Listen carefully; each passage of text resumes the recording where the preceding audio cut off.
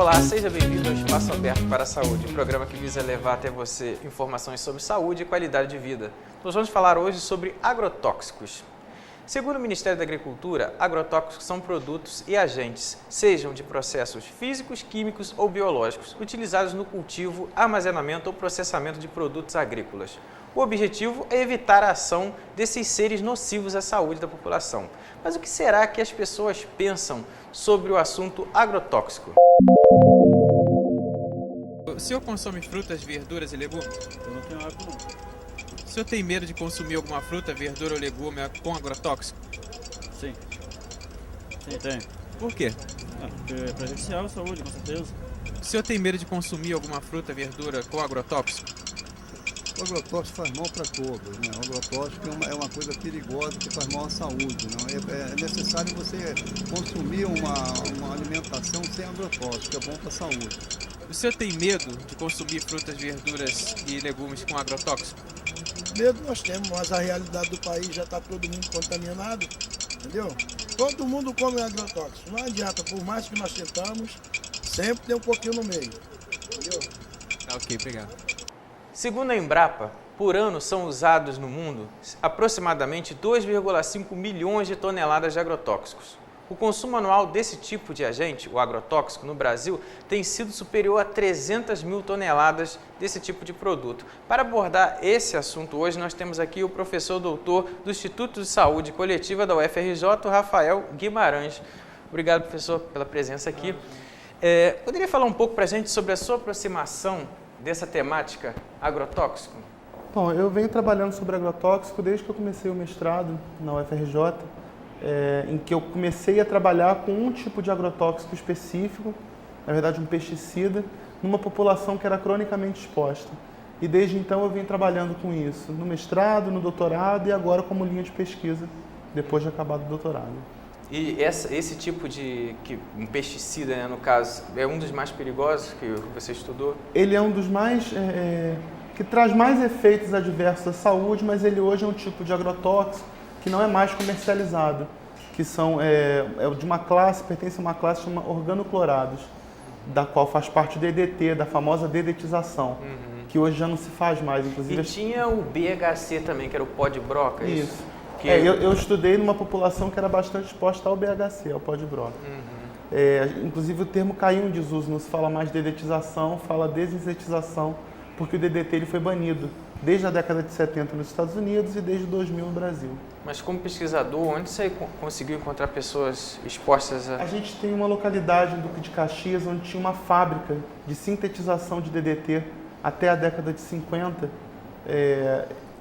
e que por várias razões, quando a fábrica foi fechada, os resíduos desses pesticidas foram deixados no local onde tem pessoas morando no entorno, que até então não se sabia das consequências à saúde que poderia ter esse tipo de pesticida. E depois de um tempo, eles descobriram que o produto continuava lá e a população local usava esse produto para vários fins, para reboco de estrada, parede, para passar nos animais que eram criados, para consumo e para venda.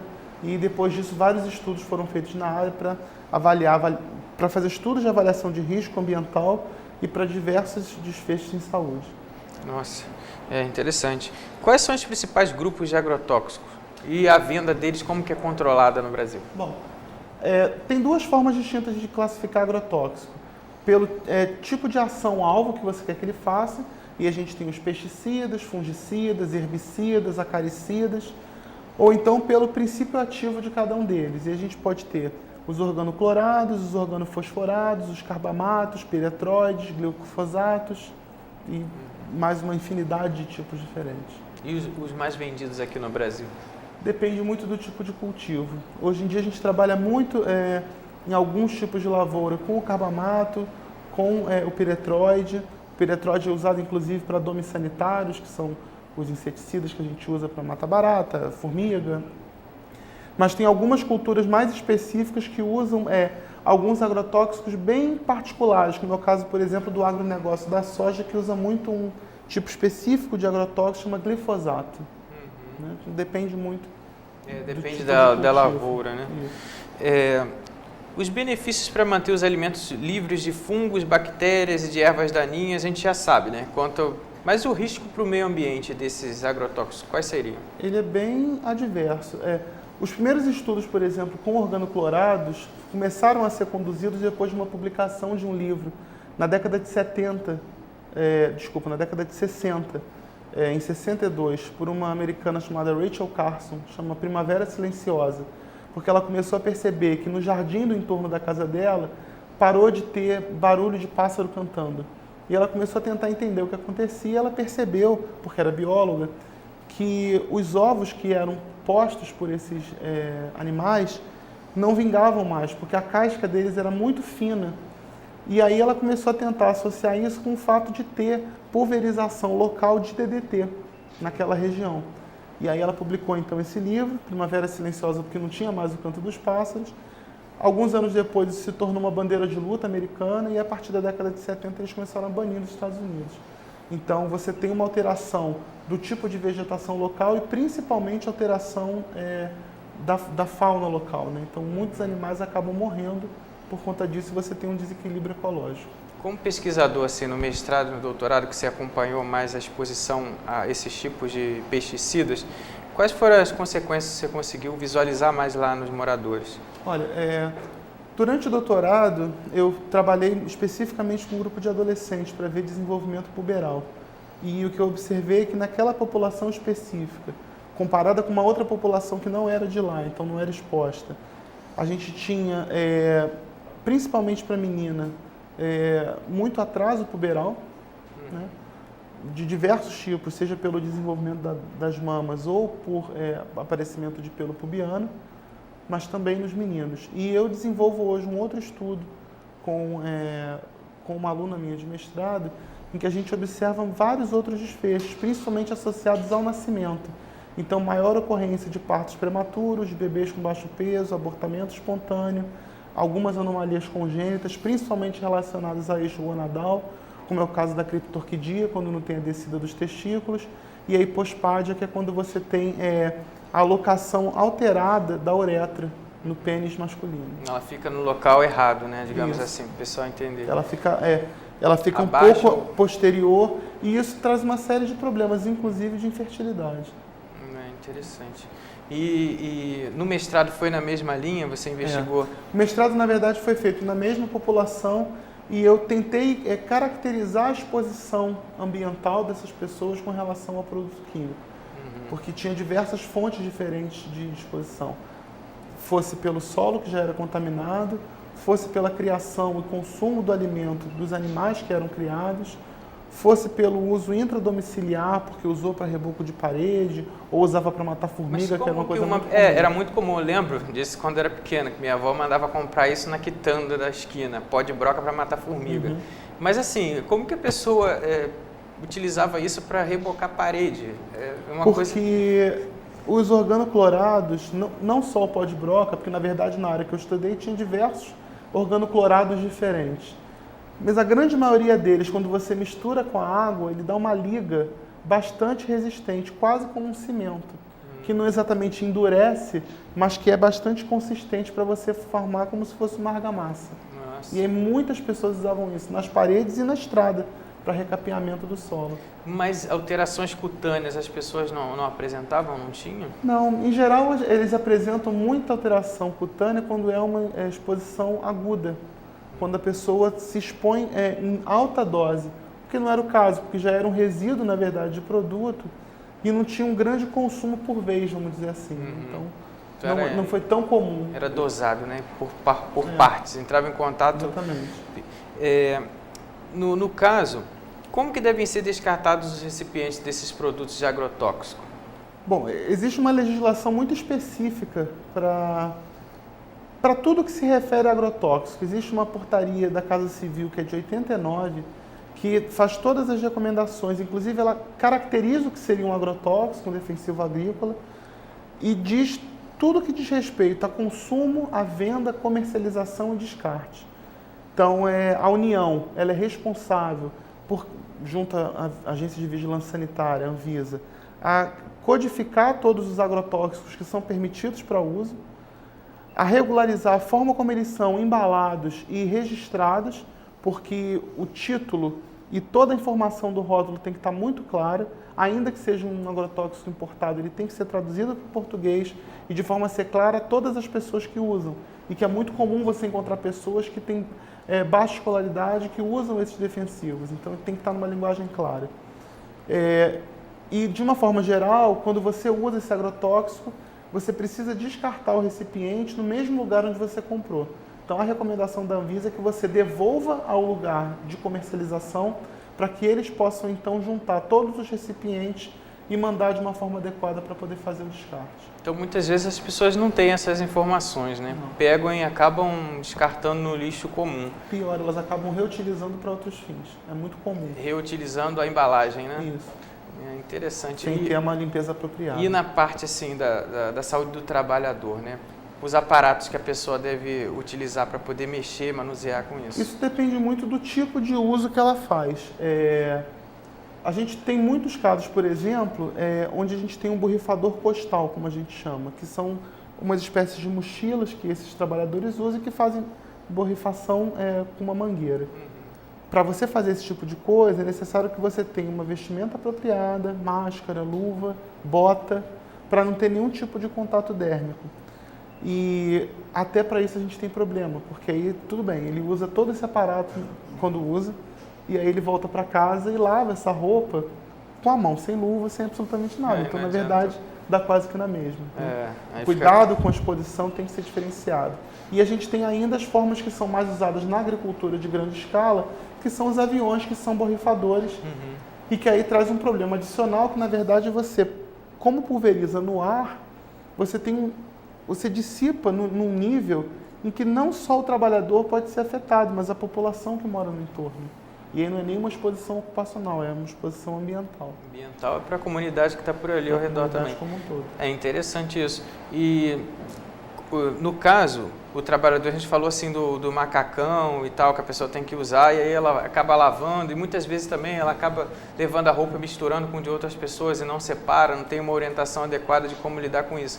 Mas tem uma ligação científica, né, que a gente sabe e na mídia sempre fala, mas queria que você comentasse um pouquinho para a gente do câncer com o uso desses organofosforados ou organoclorados ou qualquer pesticida. Na verdade, existe uma agência associada à Organização Mundial de Saúde, que é a IARC, que é a Agência Internacional de Pesquisa em Câncer, que cria monografias para classificar todo e qualquer tipo de substância química com relação ao potencial carcinogênico.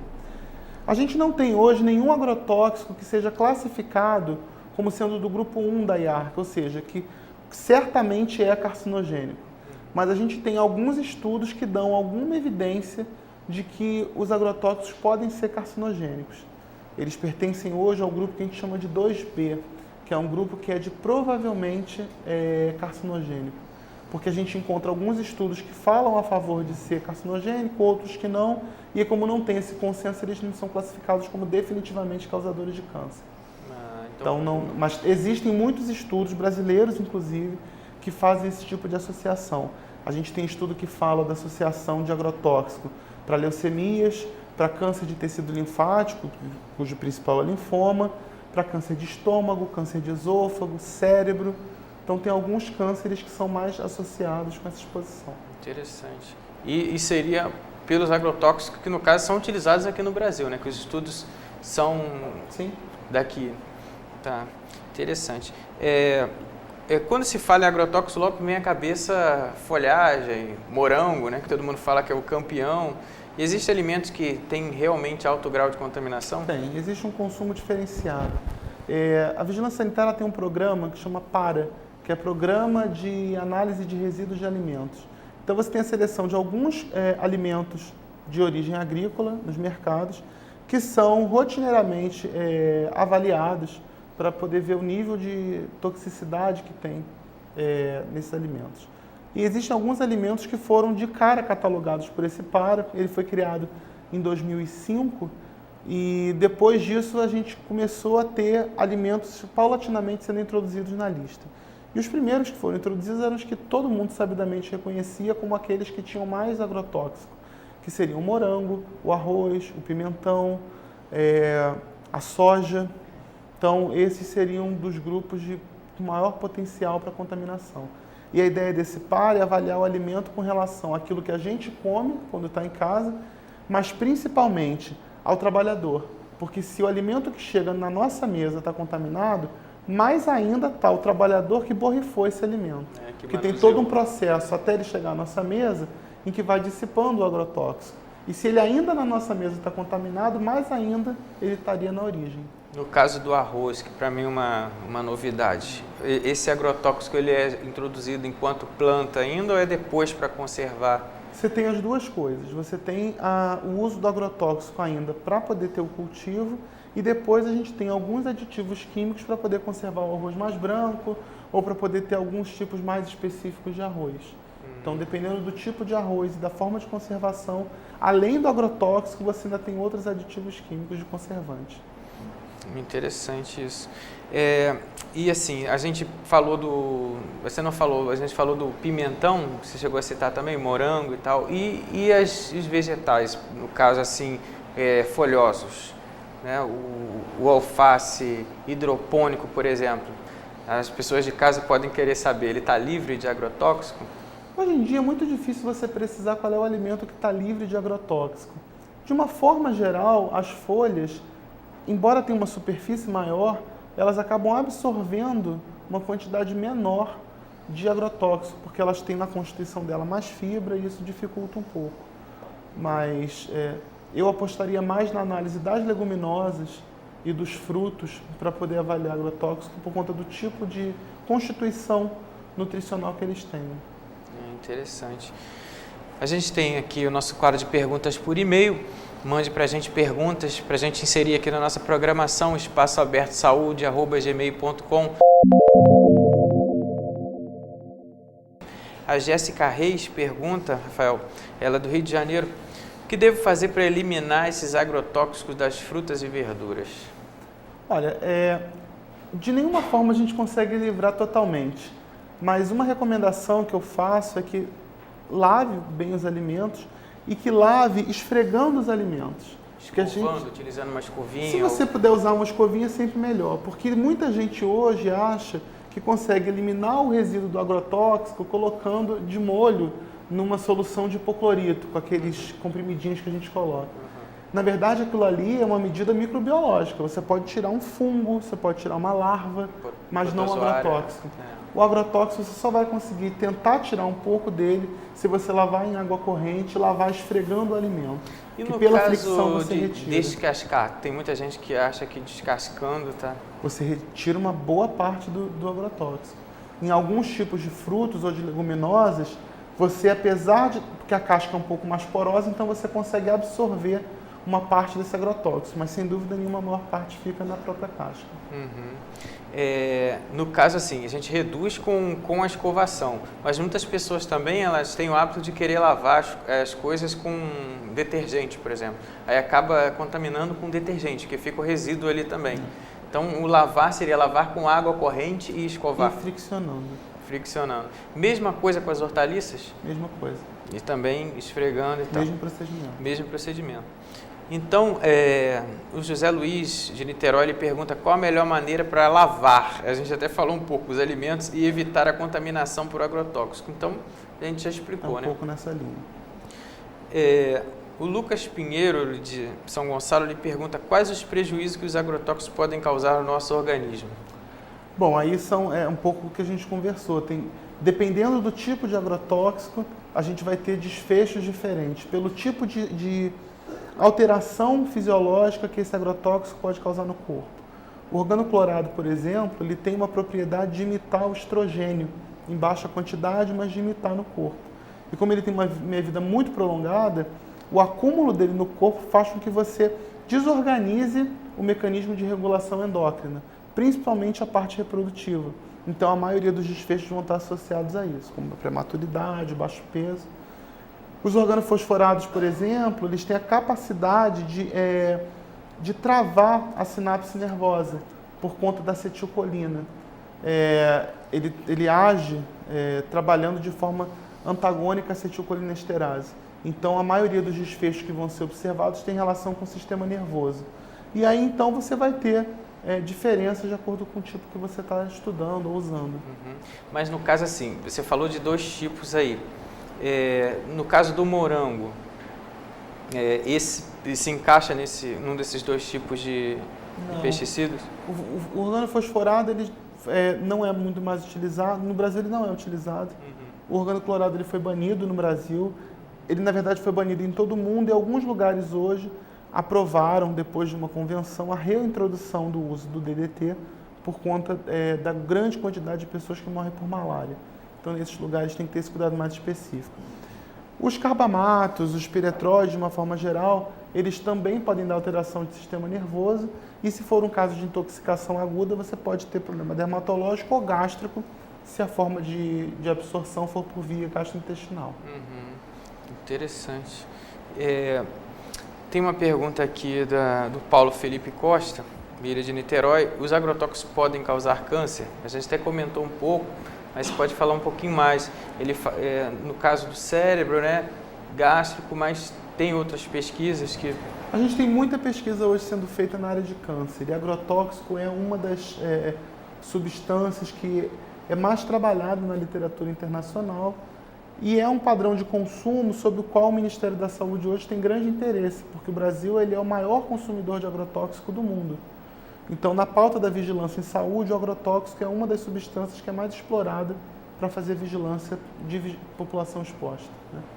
Então, a gente tem alguns estudos internacionais que falam dessa associação para diversos tipos de cânceres, incluindo aí, né, além dos cânceres, como eu falei, de estômago, esôfago, os cânceres que têm relação com o sistema hematológico, são as leucemias e os linfomas. A gente tem o câncer de cérebro, a gente tem alguns estudos falando da associação com câncer de mama, outros estudos falando com câncer de próstata. Porque muitos deles têm relação com causa hormonal. A exceção talvez do cérebro, do estômago e do esôfago, todos têm uma relação muito causal pela questão hormonal. E aí até você colocou que tem essa coisa de mimetizar, parecer no organismo com hormônio. É uma relação que tem plausibilidade biológica, mas que ainda não conseguiu ser provado categoricamente como sendo causador de câncer. E aí, para os outros tipos de câncer, você tem uma infinidade de explicações, e esses, em geral, são os que estão mais atribuídos a essa relação com o agrotóxico. Outros menos. Câncer de pulmão é pouco associado, câncer de cólon é pouco associado. Em geral, a gente fica mais nas pesquisas. Tem uma pergunta aqui da Luísa Garcia, pergunta da Luísa Garcia. Qual a quantidade necessária de agrotóxico para não afetar o meio ambiente? Eu acho que a gente poderia até modificar um pouco a pergunta dela e falar o que esses agrotóxicos podem fazer com o meio ambiente, né? Porque, assim, qual quantidade? A gente poderia falar um pouquinho sobre isso. A gente não tem como precisar uma quantidade específica por várias razões. Primeiro porque os agrotóxicos eles pertencem a um padrão de substâncias que a gente chama de xenobióticos. Não era para ele estar ali. Então, ele não deveria estar presente no ambiente em nenhuma quantidade. Ele é estranho, né? Ele é estranho naquele meio. Então, qualquer quantidade que você encontre estaria acima do que é normal, vamos dizer assim. Existe um programa internacional, que é o IPCS, que trabalha com segurança química, que estabelece alguns pontos de corte para o que a gente consideraria como tolerável, não como normal, mas como tolerável, seja no ambiente ou seja no organismo humano. Mas esse valor ele modifica conforme várias características. A primeira delas com relação ao tipo de agrotóxico. A segunda delas com relação à forma como você ingere. A terceira delas com relação a outras características que estão no ambiente ou na pessoa que podem interferir, por exemplo, no tempo de meia-vida. Ou seja, eu posso até me expor a uma quantidade menor de agrotóxico, mas se eu for uma pessoa mais idosa, por exemplo, que tem um metabolismo mais lento, isso faz com que esse agrotóxico fique mais tempo no meu corpo e aí, por conta disso, a gente pode ter mais alterações clínicas. Então, não tem um valor exato, preciso. Todas as características têm que ser consideradas. Interessante, porque quando a gente foi perguntar às pessoas da rua se elas teriam medo de consumir algum alimento que tem agrotóxico, muitas delas foram categóricas. Não, agrotóxico faz mal à saúde, não pode comer nada com agrotóxico, é um risco muito grande. Mas muitas não sabiam o que fazer e outras não sabiam da complexidade do negócio, né? Porque assim, Brasil que mais consome no mundo, de ter toda essa coisa de existe a dose, existe o tipo, como que se aplica, pensar no trabalhador, pensar até mesmo no transporte e acondicionamento também, que a gente pensa que agrotóxico é só o que está na lavoura, mas não é, né? Poderia falar um pouquinho mais para a gente sobre isso?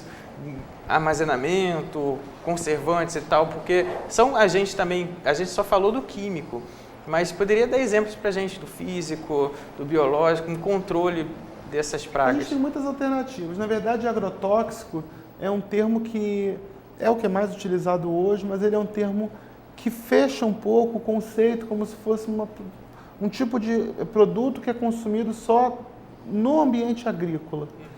Quando, na verdade, a gente tem vários tipos de defensivos que são pesticidas ou então de outras classes, fungicidas ou acaricidas, que são usados dentro de casa, como os mata-mosquitos, os mata-barata e por aí vai. São o que a gente chama de domes sanitários. Esses domes sanitários eles também são produzidos por compostos químicos de natureza relativamente semelhante a esses agrotóxicos. Então, os agrotóxicos estão mais perto da gente do que a gente imagina, pensando agrotóxico como uma substância química qualquer que é usada na agricultura, mas que também é usada para outros fins. A gente tem, em geral, um uso muito considerável de substância química com esse propósito. Em muitas lavouras, eles usam, na verdade, protetores biológicos, usam pragas naturais, ou então algum tipo de vetor biológico que compete com as pragas naturais para não ter, então, essas pragas na produção, mas que também trazem outras implicações, porque isso cria um desequilíbrio do nicho ecológico e traz outros problemas, inclusive para a plantação. O físico seria a radiação? Olha, a gente não tem no Brasil uma experiência de usar proteção física contra vários tipos de insumos. O que a gente costuma usar em geral como proteção física seriam as telas. E que não são usadas necessariamente para todo tipo de produção, porque muitas produções agrícolas não podem ficar estufadas. E aí, como não podem ficar estufadas, as pessoas evitam usar essas telas para não criar um ambiente fechado, enclausurado para essa produção. Então, em geral, a gente trabalha muito com a produção agrícola com agrotóxicos, inclusive por conta disso. E a gente tem um relevo que favorece. Na verdade, as nossas áreas de produção agrícola são grandes áreas extensas, a céu aberto, bem diferente de muitos outros países. Então, isso também é uma outra razão que justifica nós sermos o maior consumidor de agrotóxico do mundo. Hoje em dia, o que tem se usado muito para poder tentar evitar a questão do agrotóxico, para além de ter uma proteção física ou então biológica, é o uso dos alimentos orgânicos. Então, eu diria que hoje a melhor alternativa para quem não quer se expor a um agrotóxico é usar alimento orgânico. Mas isso é até complicado, né? Porque, por um lado, aí tem aquele mata-barata em casa, tem vários agentes que a gente está em contato também que são tóxicos e a gente não percebe que está convivendo com eles. Mas o impacto esse tipo de material no ambiente, né? O que pode? A gente falou para as pessoas e para o meio ambiente causa o quê? Então, você pode ter uma alteração do tipo de vegetação onde esse agrotóxico é usado, mas principalmente uma alteração da cadeia biológica de animais que moram nesse lugar. Então, por conta até de seleção natural, alguns tipos de animais ficam mais indefesos com relação ao meio ambiente e acabam morrendo ou virando presas mais fáceis, e isso cria um desequilíbrio da cadeia. Então, esse é o principal problema, talvez, para o ambiente. Além da contaminação que pode ser feita, além de ser a longo prazo, mas de longas distâncias, porque, por exemplo, você pode usar o agrotóxico no solo e esse agrotóxico, por razões químicas, não tem uma penetrância no solo tão grande. Mas uma vez que ele tem uma grande penetrância, é provável que ele consiga atingir lençol freático, e se ele atingir o lençol freático, ele pode ir pela água para qualquer outro lugar. Vai acabar contaminando outras pessoas, outras lavouras. A longas distâncias, inclusive. Interessante. Tem uma última pergunta aqui da Gabriela Tavares. Ela pergunta: qual o tratamento adequado caso haja uma intoxicação por agrotóxico? Então, isso também vai depender muito do tipo de agrotóxico, porque você pode ter alguns tipos de antídotos e você pode, às vezes, não ter o bloqueio do agrotóxico, mas tentar diminuir o efeito que ele causa no organismo. De uma forma geral, as pessoas, uma vez que sabidamente tiveram esse contato importante com agrotóxico, em grande quantidade, que podem ter uma reação aguda, elas devem procurar uma emergência clínica ou procurar o que a gente chama de CIAT, que é um Centro de Informação e Assistência Toxicológica. A gente tem alguns CIATs no Brasil, né? Muitos deles estão associados a institutos de pesquisa ou às universidades, e eles vão ter as melhores respostas para dar com relação ao tipo específico de agrotóxico ao qual você se expôs. Agora, com relação à exposição crônica, talvez não caiba a emergência em si, mas talvez a procura de um clínico para poder encaminhar caso você comece a ter algum sintoma e que você possa desconfiar que tem relação com a exposição a esse agrotóxico. Rafael, você como pesquisador e como professor, qual que você acha que é o grande desafio do controle do uso desses agrotóxicos aqui no Brasil? Bom, eu diria que para o mundo talvez, mas para o Brasil principalmente, eu não vejo como hoje você deixar de usar agrotóxico. Embora a gente tenha uma bandeira de luta que diga que o agrotóxico é ruim, que ele traz muitos problemas, em termos de custo-benefício para a economia, ele ainda alavanca a agricultura. Então, acho improvável que a gente deixe de usar o agrotóxico. Mas acho que o maior desafio que a gente tem hoje para o Brasil é que a regulação do agrotóxico seja feita de forma mais eficiente, de forma que o agricultor que lida dia a dia com esse agrotóxico consiga ter as informações necessárias para poder escolher um ou outro agrotóxico e a forma ideal de manuseio. Porque embora a gente tenha a indicação do uso do EPI, que é o equipamento de proteção individual, ou então as formas de manuseio desse agrotóxico, muita gente faz o manuseio e o consumo de forma muito errada e se expõe. Eu já vi casos, por conta das pesquisas de campo, de gente que faz a homogeneização do agrotóxico colocando o braço dentro de um galão de agrotóxico, sem luva, sem nada, para poder fazer essa homogeneização. E aí passa no braço, passa no rosto, fica completamente contaminado. Então, essas informações têm que estar muito claras para os trabalhadores. Os rótulos têm que estar muito claros, tem que estar com informação técnica, mas de uma forma menos robusta, de uma linguagem mais acessível para esses trabalhadores, para que eles tenham condições de entender com o que eles estão lidando. Tá ótimo. Então, a gente esteve aqui com o professor Dr. Rafael Guimarães, do Instituto de Saúde Coletiva, lá da UFRJ, e a gente falou sobre um tema polêmico, agrotóxicos. E a gente agradece ao Rafael, a gente agradece à equipe, aos nossos apoios e até o nosso próximo programa Espaço Aberto para a Saúde.